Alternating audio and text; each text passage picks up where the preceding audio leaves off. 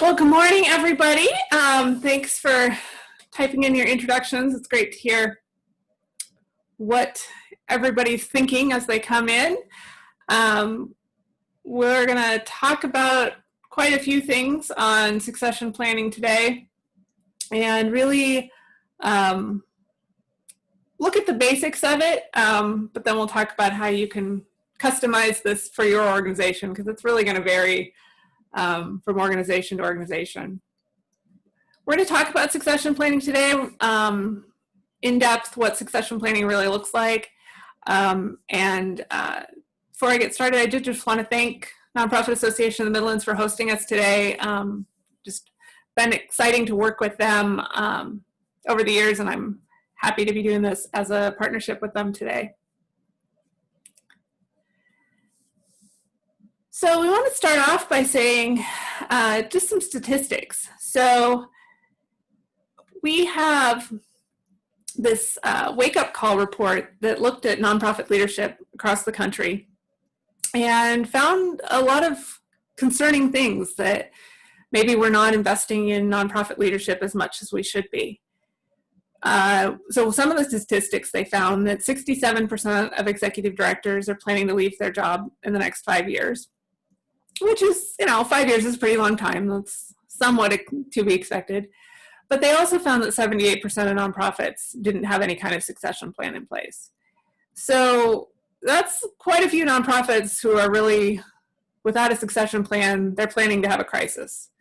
And so I've been really just doing a lot to help organizations move beyond that and take some time now to be thinking about, what does a real succession plan look like? How do we have those conversations now so that we can be prepared? Whether it's a year from now, 5 years from now, we don't know, but we can be prepared. And in the meantime, whenever that transition occurs, we can be a better organization. So I want to start off with a definition. Succession planning is a set of ongoing activities to cultivate strong leadership at all levels, which ensure the long-term health of the organization. So I just want to key in on a couple terms in that. The ongoing part is important. This is not something that we can do once and forget about. It's an ongoing process, and so it just needs to be revisited every year so everybody's on the same page. We're talking about cultivating strong leadership at all levels. So it's not just about looking at the executive director. That is a very important position in succession planning, but there are lots of other positions in the organization that deserve some consideration in how we're going to plan for their succession.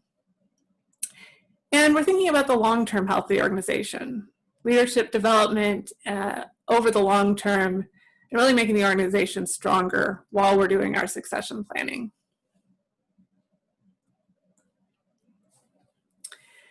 So we have 3 stages of succession planning that we're going to go through this morning.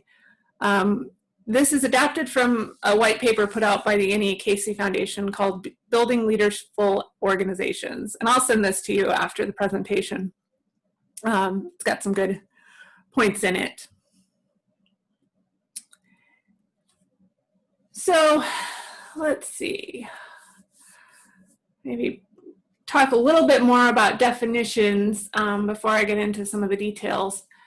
When you're thinking about succession planning, one way to think about it is, a lot of organizations do strategic plans and really think through, what are we going to do over the next 2, 3, 5 years? We set our goals, what we want to reach. And succession planning is a great complement to that, because it's looking at who is going to do that. Do we have the skill sets in our current staff? What are the skill sets we're going to need in the future? How can we grow our staff to that point? How can we bring in new staff to that? Or board members. Do we have the right board members for those tasks? How do we grow that board? So it's really looking at the who that's going to carry out the strategic plan. As I mentioned already, it's not just the executive director. for example, board chairs turn over usually a lot more often than executive directors. How are we preparing so we have the next board chair ready to step in? And then I also get the, oh, well, succession planning, that just means we need to pick the person internally who's going to become the new executive director. And sometimes that does work, and that person can be groomed to be ready, but often that person isn't there or it's not clear. So it's about preparing the entire organization to be stronger, so whoever comes into this job as executive director next has a really strong foundation. I've been working on succession planning for the last couple of years. My background, I've been an executive director for over a decade. I've also worked as an interim executive director. And so I've been through a lot of transitions. And I've been helping organizations make those transitions better. And so I really see succession planning as a great tool to bring the conversation up, really talk about it, and get everybody thinking about these concepts instead of what usually happens, as we all know, is, oh, we don't really want to bring that up because we don't want our executive director to think we're wanting her to leave, or we don't want the board thinking that the executive director wants to leave. And so nobody wants to talk about it. And when the reality is, we all know that everybody's going to leave their job at some point. We just don't know when. So I was also going to mention, I'm going to be talking about succession planning broadly here, and it's kind of a good framework for where to start. But each of you has different organizations. You may have no staff, you may have one staff, you may have 100 staff. And so what your succession plan is going to look like is going to vary over those types of organizations. So at the end, I'll give you my contact information, and I'm happy to just sit down and talk through how do we customize this process for your organization, because it's just going to look different for everybody. Just pause for a moment and see if there are any questions.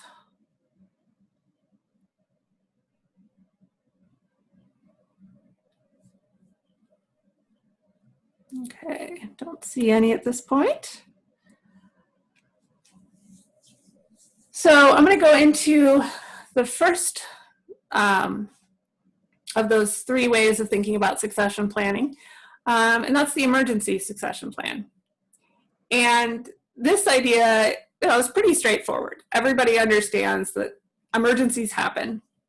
Certainly with the pandemic, it's maybe brought it more top of mind that somebody could be out for 2 or 4 weeks sick and not able to come to work. But all sorts of things can happen.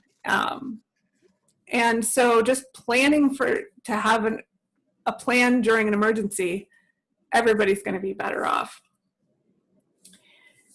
So the first part of that is a board emergency succession policy.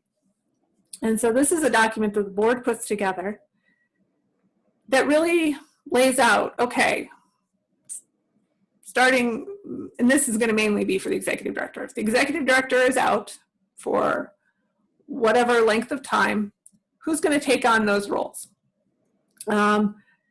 Maybe in your organization, it's obvious that you have an assistant director and that person would step up. But it's still important to think that through, because that assistant director already has a full-time job. She can't take on a second full-time job and expect to do everything. So who else would step up and take on additional roles, or what things would be set aside during that time? Just thinking those things through, having that conversation can be really valuable. And of course, what happens is going to vary depending on whether it's a temporary emergency or it's permanent. Maybe somebody needs to leave and go take care of an elderly parent for the next month. So the organization's just going to make do until that person comes back. That's a very different plan than the executive director's spouse got a job in a different state and she's left. So really thinking through some of those different scenarios and what would you do differently in each.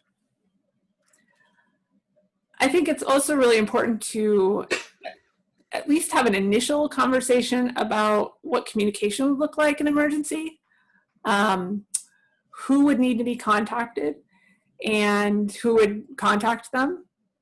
So, major funders, project partners, who are those people that need to know right away what happened, who is going to need to kind of be the next group, and eventually, it gets out to the entire, all your supporters and clients and everybody.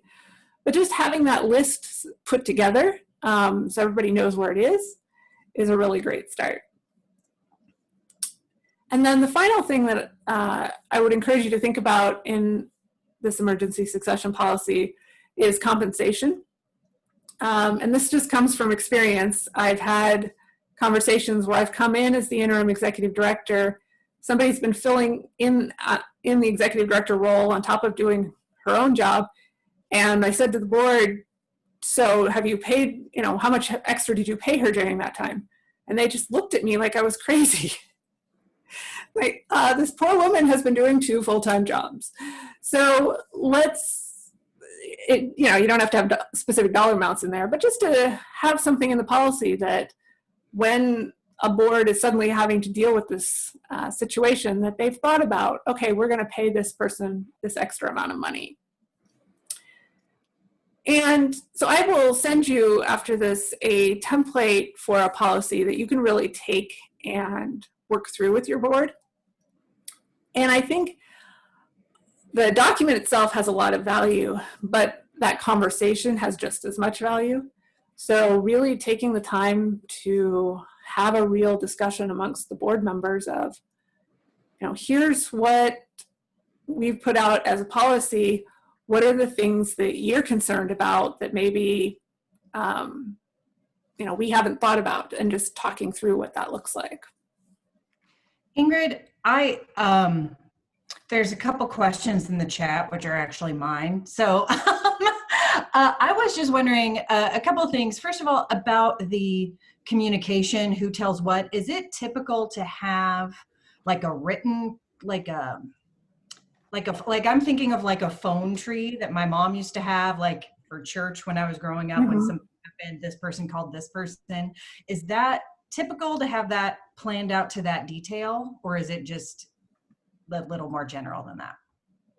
I think it would be good to have that, you might not have everything listed, but at least to have an expectation, and this is in the policy, some suggested guidelines of, within the first 24 hours, all the board, all the staff are informed. Within the next 48 hours, all the major funders and partners are informed. Okay. You're never going to have a perfect list, but at least trying to keep it up to date would be good. Sure. Okay. That makes sense. And then my second question was, when we're talking about compensation, I think you're right that does come as kind of a surprise to people. Oh, wait, you need to be paid for this. Is there some sort of a formula or something like that to help people figure out how much you would compensate an interim or something like that, to help people figure that out? Is there like a guideline? Yeah, I think generally it would be on par with what the executive director is paid. For example, if I'm working as an interim executive director, that's how I determine my compensation. Is what that pay range is going to be for hiring the new person. Okay. If it's somebody temporarily filling in-house for the next 4 weeks, it would probably be more, an extra bonus, and it would be smaller. But if the organization isn't paying an executive director, that money was in the budget, so they have some flexibility there to continue to spend that money. Excellent. Thank you. Sure.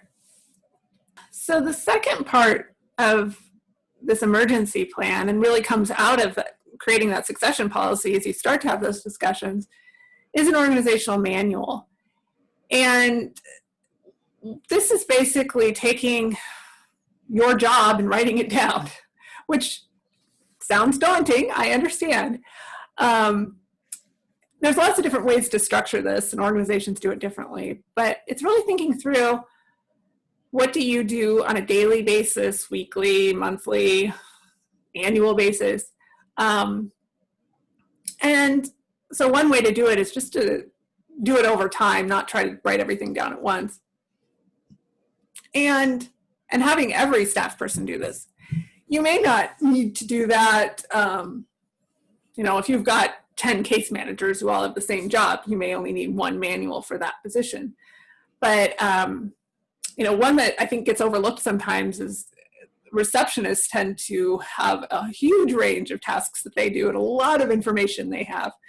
And having it written down what they do can be really valuable.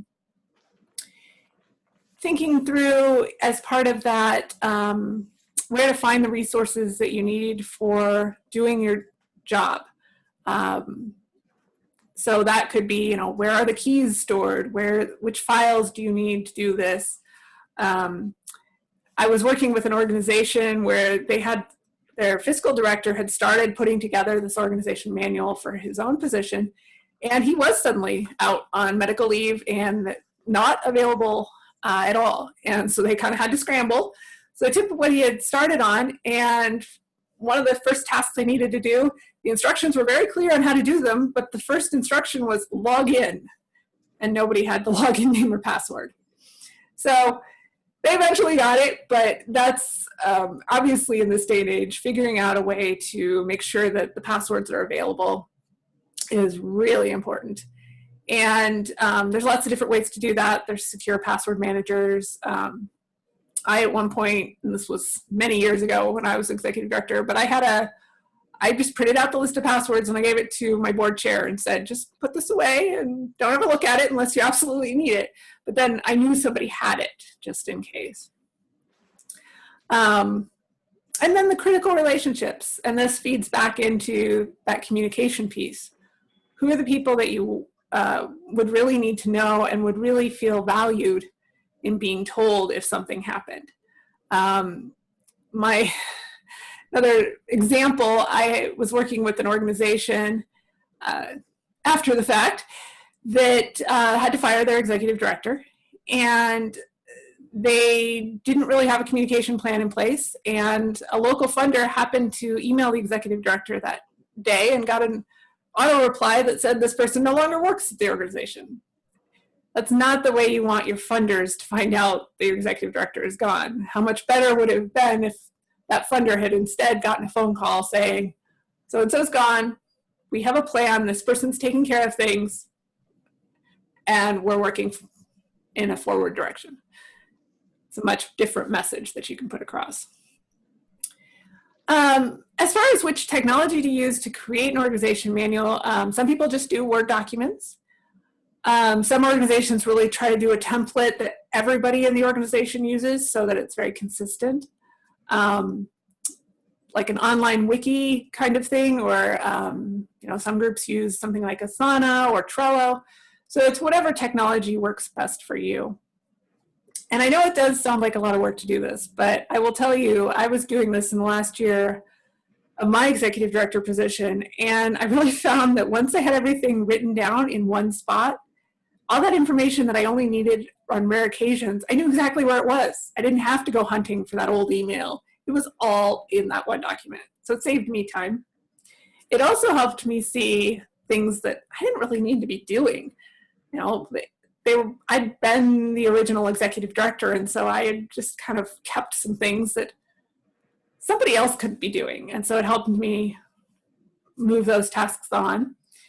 And then finally, it's a really great document to have when you want to go on vacation. Someday we're going to go on vacation again.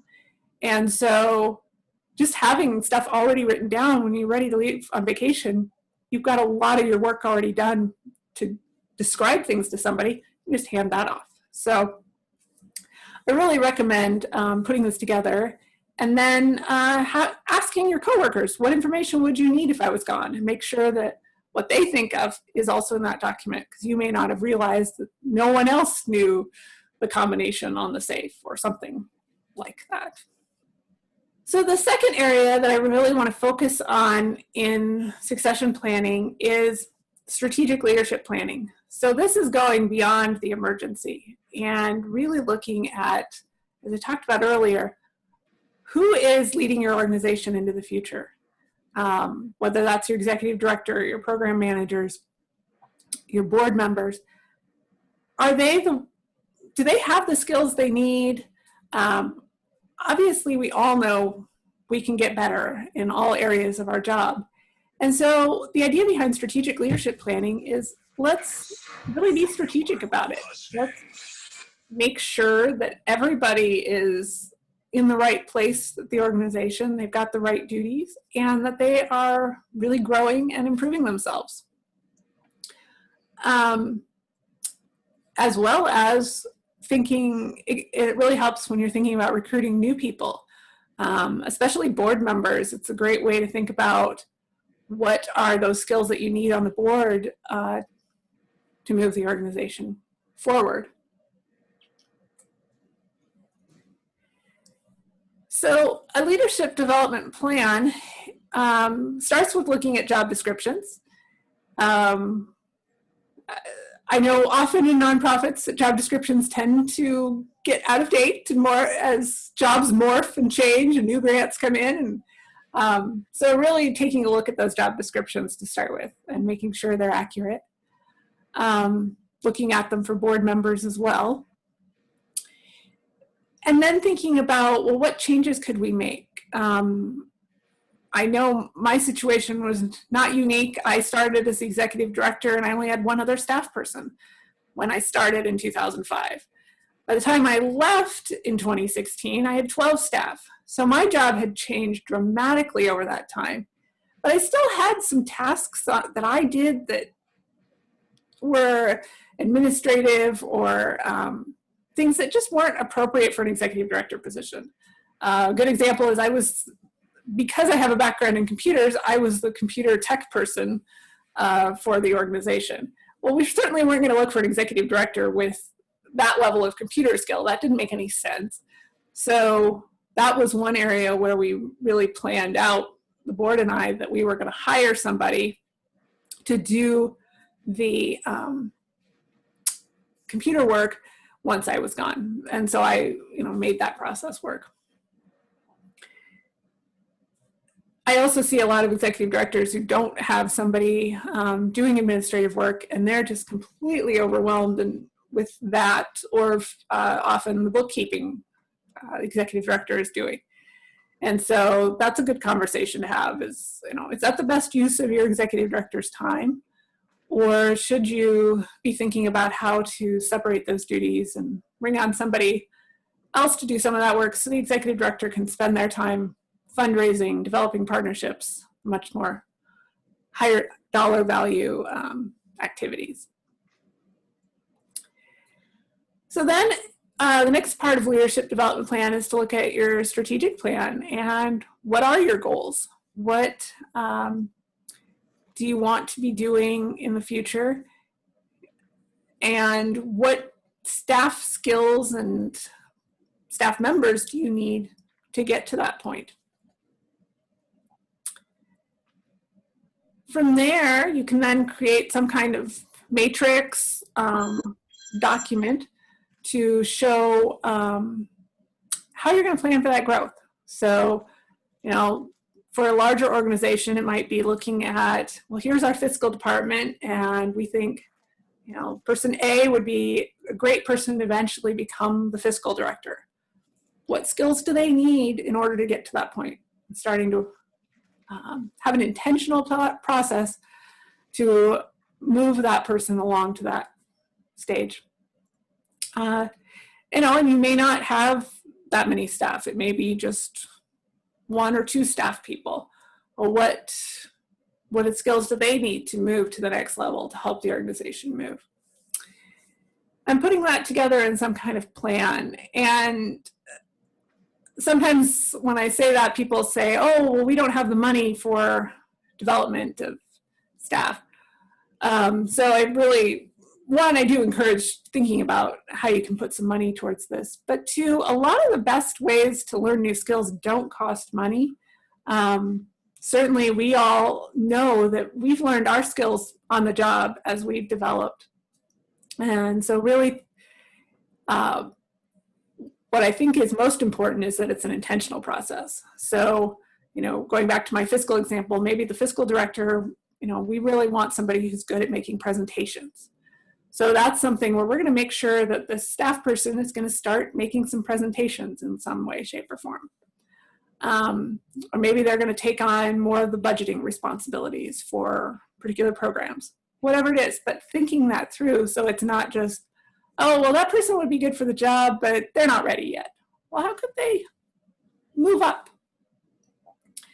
So thinking about that, thinking about mentoring, and then, of course, thinking about, conferences and trainings and looking for those opportunities, because people really value that and feel like the organization is investing in them if they are able to do some of those trainings. So that can be important. I think there's a lot of opportunity there. This gets back to that wake-up call report that I referenced at the beginning of the business community tends to be a lot better at providing trainings and mentoring opportunities for their staff. And as nonprofits, we tend to get too busy doing the work and not take the time to make sure that our staff are really growing their skills. And I think, it's one of those where we're saving time maybe by not doing it right now, but then down the road, it means that we're going to be struggling because we don't have the staff who have that skill set that we need. I guess my hang up in this kind of thing has always been just how do you even, if you don't have a plan in place already, if it just hasn't been like the way you do business, how do you even start that conversation? Either as a leader that's like, what, I'm not planning on leaving anytime soon, but I'm gonna eventually, whatever. Or from a board perspective, knowing that this is something you should have in place, but how do you bring up that conversation without making it seem like you're trying to push somebody out the door, so to speak? Right. Yeah, and I think right now, the pandemic has actually made that a little easier, because I think everybody's suddenly had this, thought of our own mortality. And so it's a lot easier just to even, and so I always encourage starting with that emergency planning process, because I think most people feel comfortable there. Like, hey, we just want to plan, if something happens to you, it's always the hit by the bus, you win the lottery and you're gone. What are we going to do? Or conversely, saying to the board, hey, I've been thinking about just planning for the organization, making it stronger or more secure. I want to put these plans in place just in case. And so if you really focus on the emergency side of things and just putting that together and just, don't mention anything else, just we're going to talk about emergencies, the conversation then starts to flow. People start to then say, oh yeah, I know this organization where their executive director suddenly left and they were very unprepared and it was just a mess. Or, they've seen that in their, board members maybe have seen that in their work life where something happened suddenly. So encouraging people to just think about that. I think then if it's more generic of, hey, this happened here, then people are more willing to talk about it because it's not just the executive director leaving.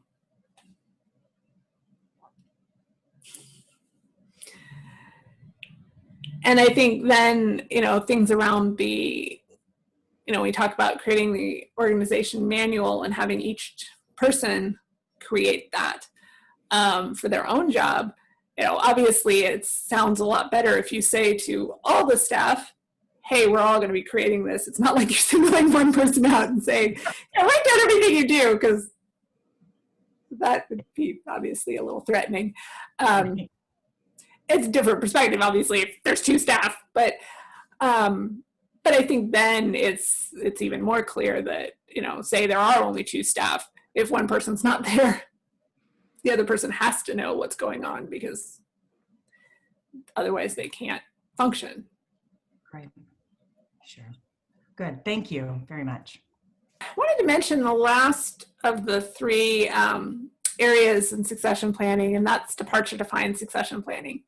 And I won't spend a whole lot of time on this, but mainly I wanted you to have this terminology and just kind of knowledge that there's a whole body of work around departure-defined succession planning. And this is when an executive director is 1 to 2 years out from leaving, often a retirement. So it's somebody who's been in the position for a long time saying, at some point I'm going to retire, or the board saying, you're getting to retirement age, are you thinking about this? So when you're at that point where the executive director has said, yes, I really want to think about this and prepare the organization for this transition. So departure-defined succession planning is really thinking about, and this is focused on the executive director, the board and the ED thinking through what really needs to happen before you leave. What needs to be improved. For example, an organization I was working with, their accounting software is just, they know it needs to be updated. It's been around for a long time.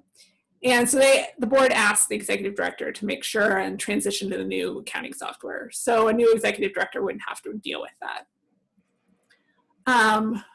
Really thinking through, what other things need to happen before the ED leaves.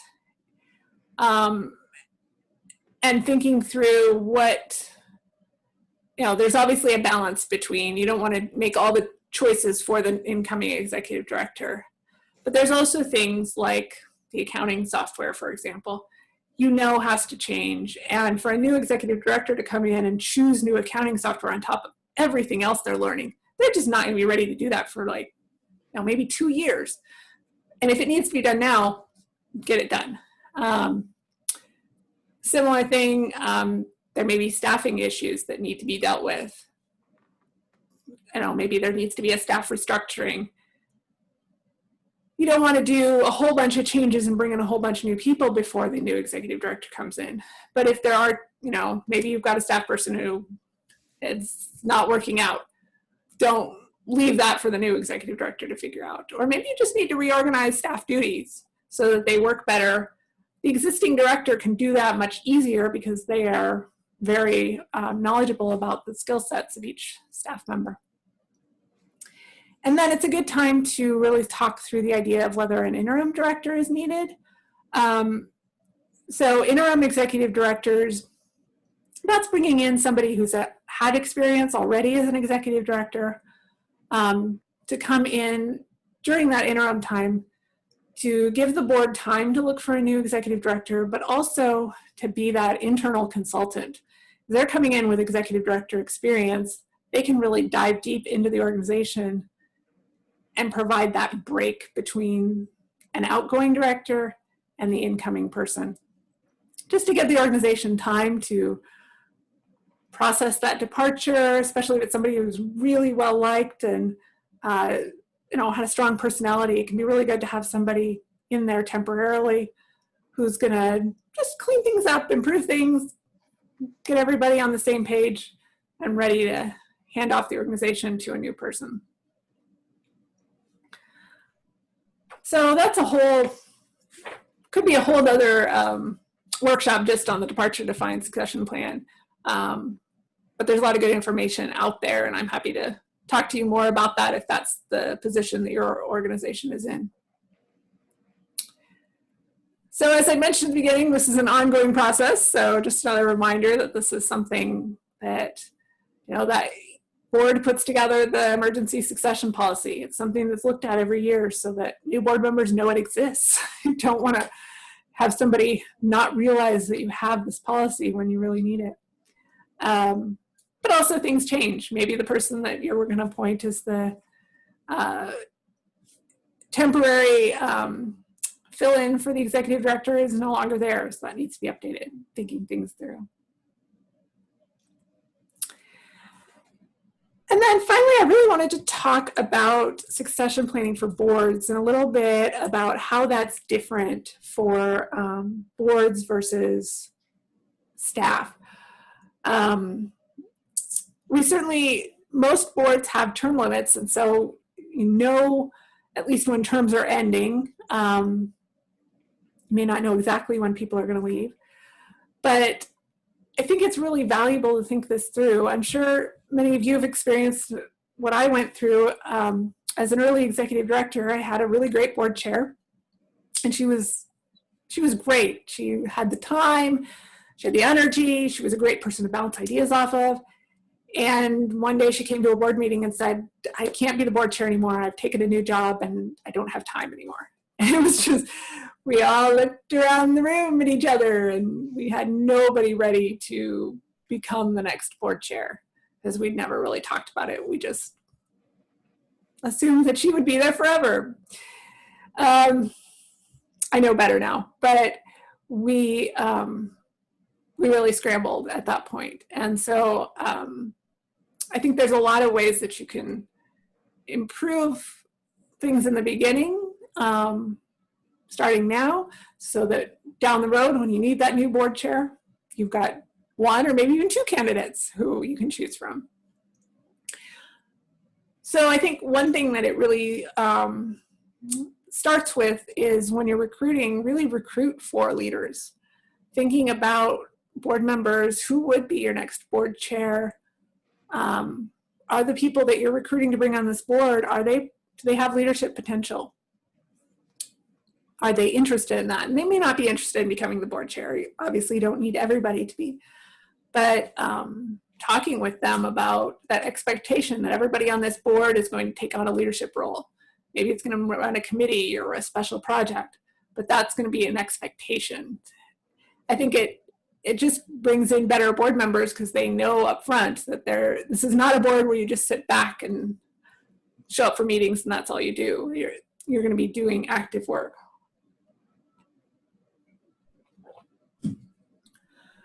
The second stage of succession planning for boards is really making sure that you're doing a good in-depth onboarding process so that board members are really coming in with the knowledge they need.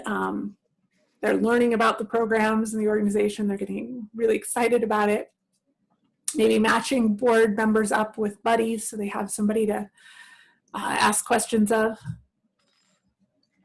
Then having that annual self-assessment, both each board member assessing themselves, but assessing the board as a whole. What are we doing well? How can we improve? What kind of training do we need as a board?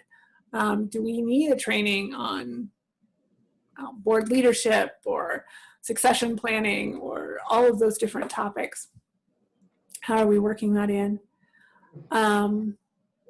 And then just, as part of this, having a succession committee, and this can be to start with an ad hoc committee that puts together the board policy, the emergency policy that we talked about, but also puts together a plan for the board itself. How are we going to recruit new board members? How are we going to bring in new people? That sort of thing. I think this is another good way to start the conversation about succession planning.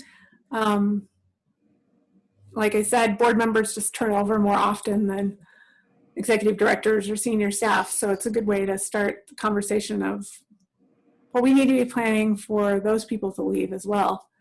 And most board chairs are happy to start that conversation because they really don't want to be board chair for life. So.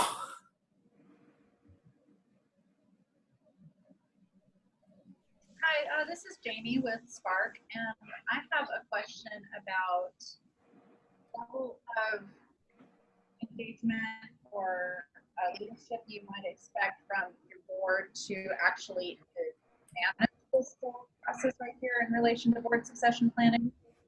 You just put it in their court, or to what degree do you need to manage it yourself? And I know it's a balance, but how much could we expect to get our board to make this? It's a balance, as you said. It's going to be, I think, the executive director or staff probably are going to be need to be the ones to bring it up. It's going to be just more relevant to your interests. You're the ones thinking about it. Boards historically, characteristically, don't know everything that goes on in the organization. They have no idea how complicated a job an executive director is. And so they're not thinking about how much it really takes to do that job and what it would really take to replace that position, and that it can't just be, oh, well, some other staff person's going to take care of things. So one of the reasons that I have this policy drafted, basically, that they can then take, is to make it as easy as possible so that a small group from the board can just take that and put that together, work through the questions, make the changes relevant to your organization, but they don't have to start from scratch.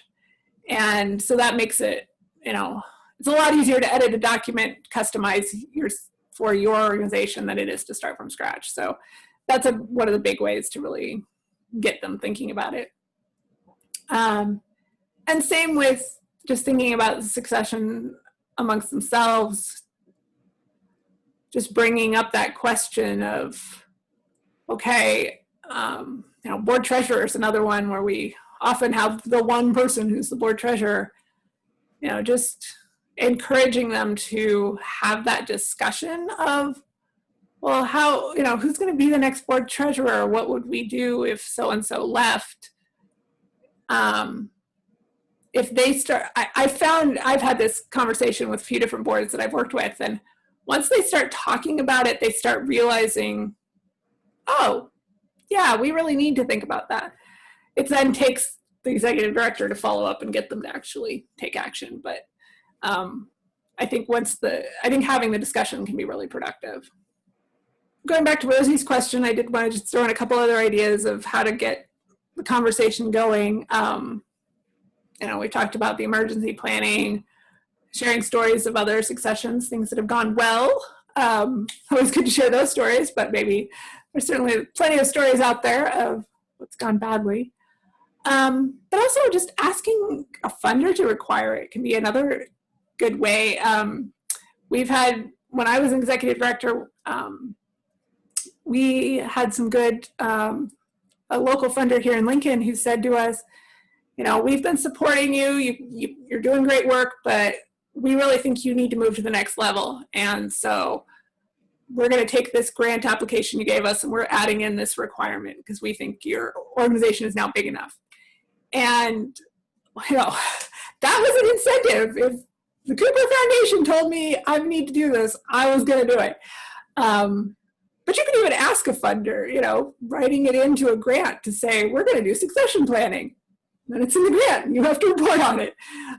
So just do something that'll hold the organization accountable.